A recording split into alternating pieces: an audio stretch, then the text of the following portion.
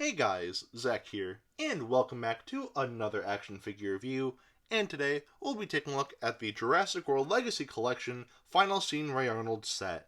Another Comic-Con exclusive that really shouldn't be a Comic-Con exclusive in my opinion. Um, Mattel once again does this thing where they release like a figure, they release a figure of a character everyone really wants, like as a figure, in the Legacy Collection line. And instead of making it widely available to the public, or when I say widely available to the public, I mean putting it in like stores like Target or whatever, they decide to release it as a Comic-Con exclusive. And I just think that's so stupid. Granted, this is better because I think Mattel handled it much better this year than like the last 2 years, but still, it would have been better if this was just a regular release. But yeah, that's just me. And I know, within, a year or so, they're gonna release this set as, a regular, set that you could buy in stores. Not, this specific set, but, just, a variant that has Ray Arnold and maybe this accessory. I'm not 100% sure. But it's just kind of why? Just release it, regularly to start with. Have, a variant or something. Maybe have, I don't know. I think I'm just trying to think. Maybe have Gennaro. No, no, no. That's not a good example. Maybe have a JP3 variant of Alan Grant, or maybe a Lost World variant of Ian Malcolm that comes with the Tiger Raptor. That'd be fine as a Comic Con exclusive. But to release original figures of characters people really want, it's just, I don't know. It's just really frustrating to me. But I digress. Anyway, before getting into this review, I just want to give a huge shout out to @ZariaArts_ on Twitter. She recently made a new banner for the channel, and I think it looks really nice. I'm going to put it on screen right now. Yeah, it looks pretty damn good. So if you need artwork done or, whatever, go follow @ZariaArts_ on Twitter. She makes really nice art, and yeah. And while we're on the topic of Twitter, I also have a Twitter account, @FatBoyRoy2001. Don't feel obliged to follow me or anything like that. I'm not saying, oh, go follow me. I'm just saying, if you want to follow me, go ahead. If not, that is perfectly fine. A lot of my tweets, they're not really updates on the channel. It's just, honestly, I don't know what it is. Sometimes I retweet memes. Sometimes I just post whatever's on my mind or whatever. Or sometimes I just tweet just complete randomness, and it's just, I'm just saying, if you follow me, expect a lot of stuff, but I digress. So, yeah, anyway, with all that out of the way, let's just get right into this. Before taking a look at the figures, I quickly want to take a look at the packaging here, because the packaging in itself is already, it's kind of an accessory, and I think it's, really cool.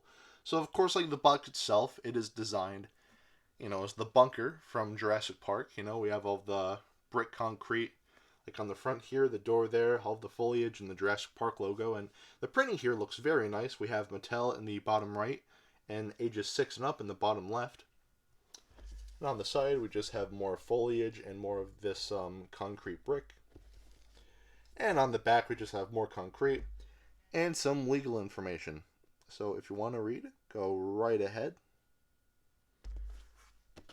Underneath, again, just more legal information. And this opens up to reveal the figures you get, which I think looks really cool. This is a really nice display piece. Actually, when I first got this, I really didn't want to open this because it just looked so nice in the packaging. But, of course, I got to make a review. I didn't really have too much of a choice, so yeah, so the figures in here, I think are gonna look really nice. So yeah, they're a really nice, display piece. And what's really cool, there's a little hole right here. That's because one of the accessories in this set is electronic. So you push a button and it makes sound effects.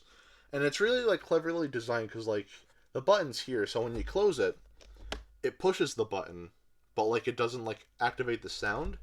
It only activates when you release it, so when you open it up, you get sound effects, and I just think that's a really cool design. Also, there are magnets in this packaging to keep it closed, very neatly like that. And again, that's just like really cool. This would have been awesome as a regular release, but again, Mattel was just like, hey, let's make this a convention exclusive. Which, I know I'm harping on it, but it's still kind of frustrating to me. So, yeah, but anyway, that's pretty much it for the packaging. Normally I don't talk about the packaging, but I think in this case I kind of have to, because the packaging, like I said, is like kind of like an accessory. So, yeah, the packaging here is really cool. So, yeah. Now we'll take a look at the painting. And the painting on this set overall is very nice.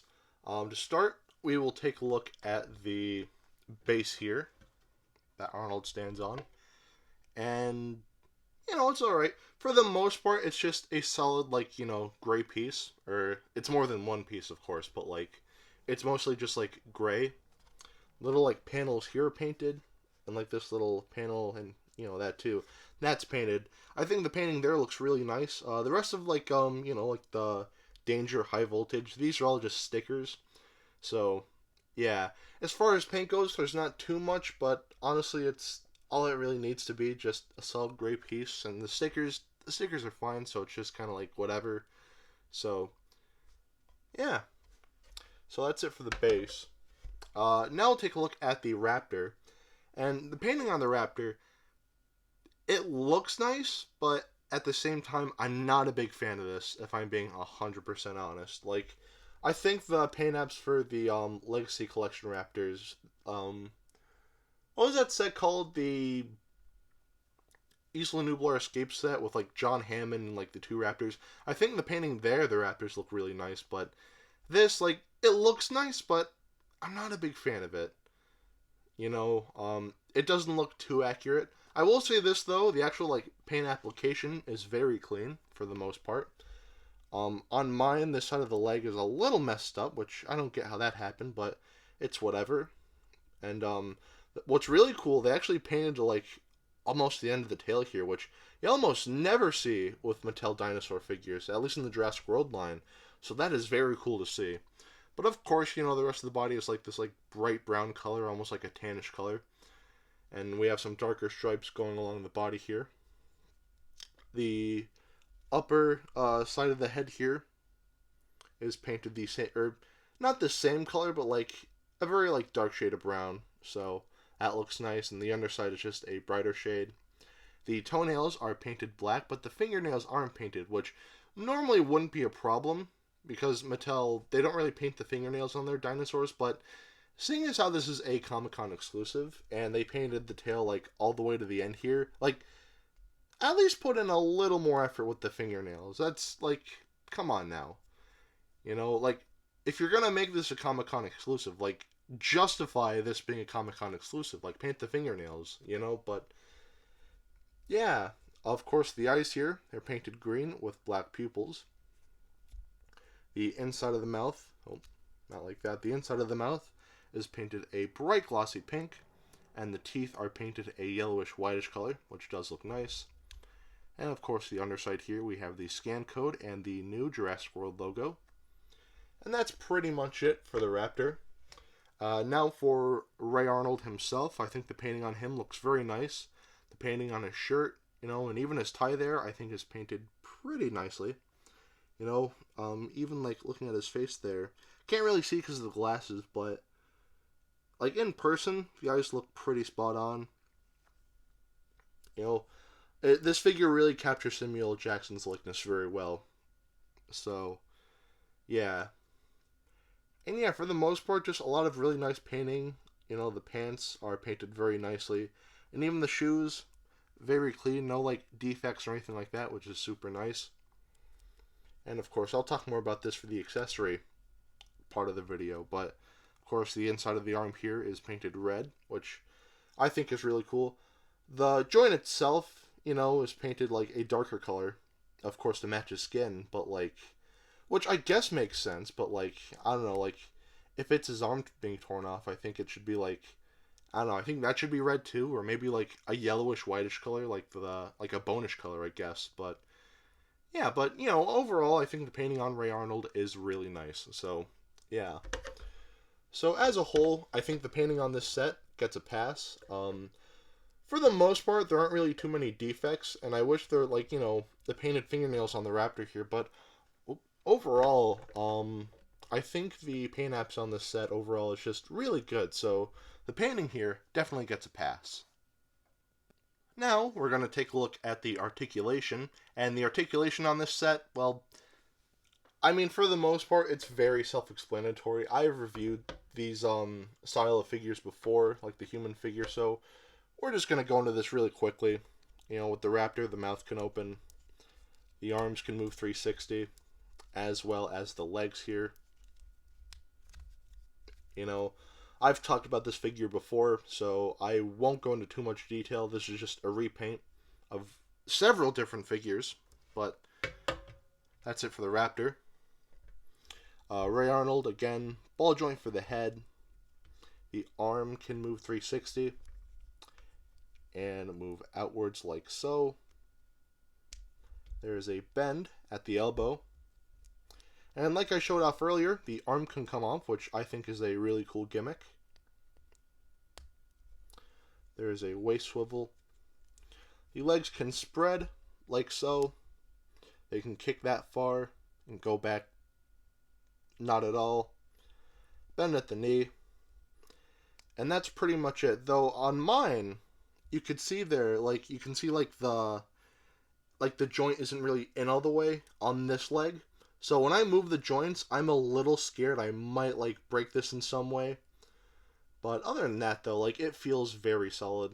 So yeah, that's it for Ray Arnold. Now for the base here, well, there is one articulation. It's just a button, and it's actually pretty cool. You get a movie quote, a sound effect, and lights. So we get 6, so let's listen to them.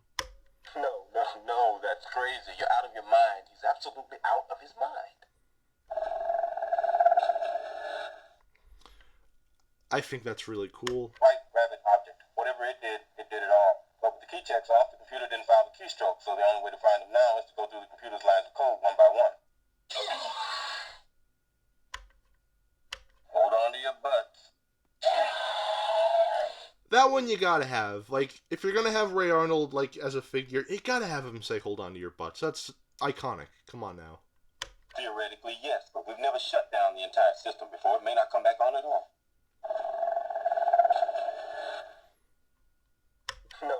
No, that's crazy. You're out of your mind. He's absolutely out of his mind.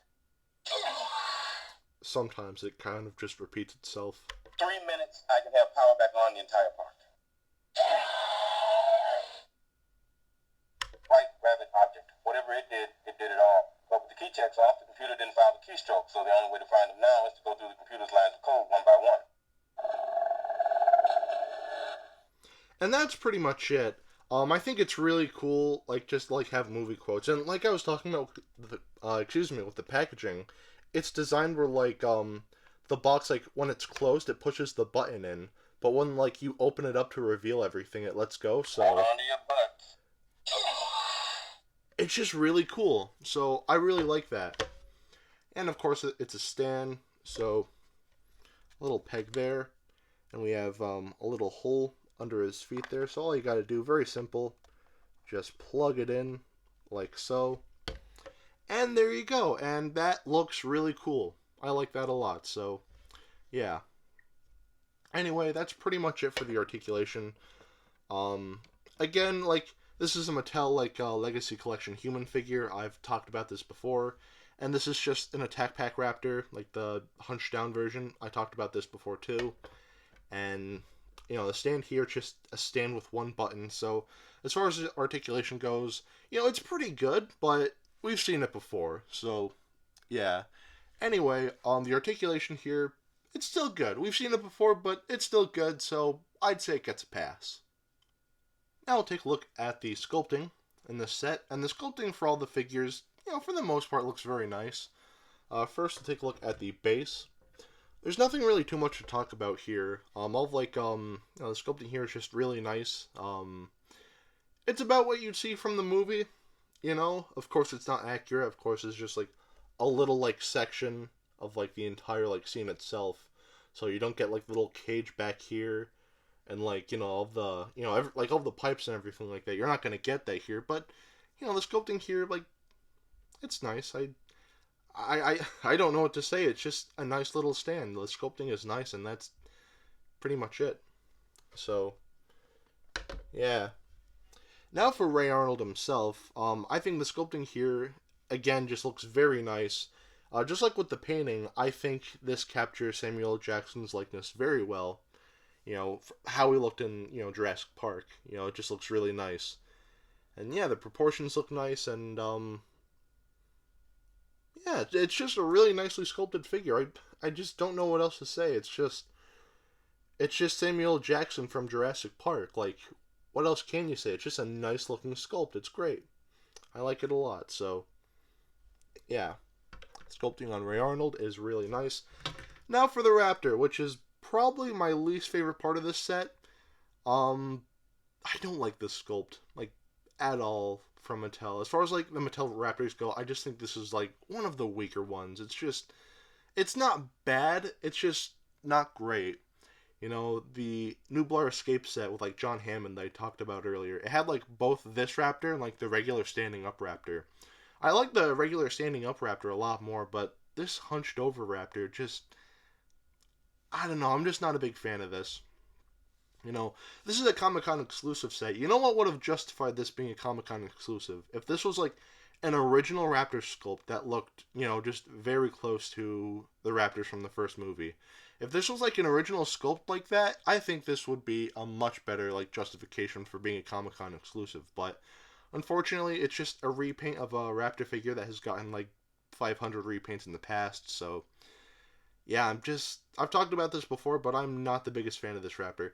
It's kind of like the Cyclops Raptor figure from the Lost World, except that figure, like, the pose is better, but, like, yeah, it's just kind of, it's just like, I don't know. That figure just looks better. This is just more hunched over, just, like, kind of gross looking, so, yeah. Not really my favorite, but, it's whatever. So, yeah, and that's pretty much it for the sculpting here. For the most part, I really like the sculpting. The Ray Arnold figure looks very nice, almost one-to-one with the movie. The base is also sculpted really nicely, and the Raptor, I don't like the sculpting, but, what can you do? So, yeah. Anyway, overall, I'd say the sculpting here gets, like, overall in this set, like, I'd say 3/4 of a pass. So, yeah. Now we'll take a look at the detailing, and the detailing on this set is also really nice, so let's take a closer look. First, of course, we'll take a look at the base itself.